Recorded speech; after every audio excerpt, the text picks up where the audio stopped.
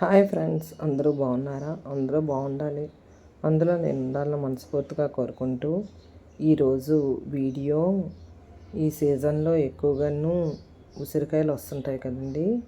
ఆ ఉసిరికాయలతో రెసిపీ చేశానండి. ఉసిరికాయలతోని గులాబ్ జామ్ లాగా అండి.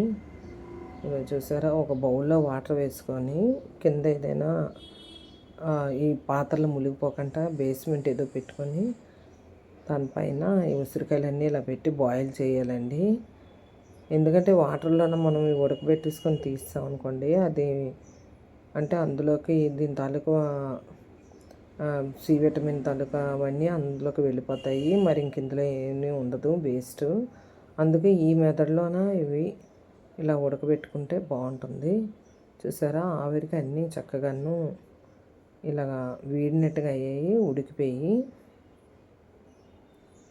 మనము వీటన్ని కొంచెం చల్లగైన తర్వాత తీసుకొని ఇలా పిక్కలు కొంచెం వేరు చేసుకోవాలండి. వేరు చేసుకుని ఇలాగా మనకి రౌండ్గాను మొత్తం బాల్లాగైనా ఉంచవచ్చు, అది మన ఇష్టమని. అంటే ఒక కదుపుతున్నప్పుడు అన్నీ వేరుగా అయిపోతాయిలండి, పీసులాగా. ఇదేంటంటే నేను 1/2 కేజీ తీసుకున్నాను. ఇవి ఎంత క్వాంటిటీ తీసుకుంటే అంతే షుగర్ను వెయ్యాలి, బాగుంటుంది. ఓన్లీ బెల్లం అయితే మరీ బ్లాక్గా వచ్చేస్తుంది. నేను బెల్లం కలర్ కోసం అని కొంచెం బెల్లం వేసానండి. హాఫ్ బెల్లము, హాఫ్ చీనీ వేసాను. ఇవ్వండి చక్కెర, కొంచెం వాటర్ వేస్తే అది కరగడానికి దానికి ఇవి కొంచెం ఈ రెండు కొంచెం కరిగిన తర్వాత అప్పుడు మనము ఇవి పిక్కలు తీసి పెట్టుకున్న ఉసిరికాయలు ఇందులో వేసుకుంటాము. ఇవన్నీ ఉసిరికాయలన్నీ ఇందులో వేసుకొని చిన్న మంట పైనని స్లోగానే, పెద్ద మంట పెట్టకూడదు, చిన్న మంట మీద అలా ఉడికితే ఆ పులుపులోకి ఈ స్వీట్ అంతా వెళ్ళి బాగుంటుందండి. పుల్లగా తీయగాను. మనము ఉసిరికాయలు ఊరబెట్టుకొని తింటాము, కానీ చిన్నపిల్లలు లాంటోళ్ళు కొంతమందికి ఇష్టపడరు. అలాంటోళ్ళు ఇలా చేసుకొని తింటే బాగుంటుంది. ఎందుకంటే ఇది ఉసిరికి తింటే చాలా మంచిదండి.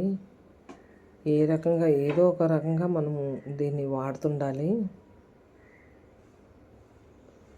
చూసారు కదా, ఇలా కలుపుతుంటుంటే మొత్తం అంతా కరిగి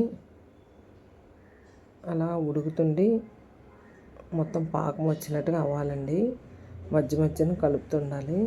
చూసారా, పంచదారను బెల్లం మరి అంతా కరిగిపోతుంటే మళ్ళీ ఇదిగోండి ఇలా ఈ కలర్లోకి వచ్చింది. అలా కలుపుతుంటే సేమ్ మన గులాబ్ జామ్ కలర్లా వస్తుందండి. చూడడానికి టేస్ట్ కూడా బాగుందండి. నేను టేస్ట్ చేశాను కదా, అయిన తర్వాత బాగుంది, పుల్లగా తీయగాను. ఇలాంటివి అప్పుడప్పుడు చేసుకొని తింటుంటే మంచిదండి, ఆరోగ్యం కూడాను. ఫ్రెండ్స్, కొత్తగా ఎవరైనా నా ఛానల్ చూస్తే సబ్స్క్రైబ్ చేసుకోండి ఫ్రెండ్స్. ఓ చిన్న లైక్ అండ్ షేర్, మీకు ఎవరికైనా తెలిసిన వారంటే షేర్ చేయండి. ఈ రెసిపీ ఎలా ఉందో, మీకు నచ్చిందో చెప్పండి. కొంచెం ఇలాచి పౌడర్ కూడా వేసానండి. వేసి కలిపిన తర్వాత ఇది చిన్న తీగ పాకం వస్తే చాలు. మరీ ఎక్కువైంది అనుకోండి, హార్డ్ అయిపోతుంది, మనము తీసుకొని తినడానికి అవ్వదు. చిన్న తీగ పాకం వస్తే చాలండి, ఇంకా రెడీ అయిపోయినట్టుగా. ఇది ఒక 5 నిమిషాలు కలిపేసుకొని మనం దించేసుకోవడమేని. చూసారా ఫ్రెండ్స్, ఎలా ఉంది? బాగుందా? Okay, bye.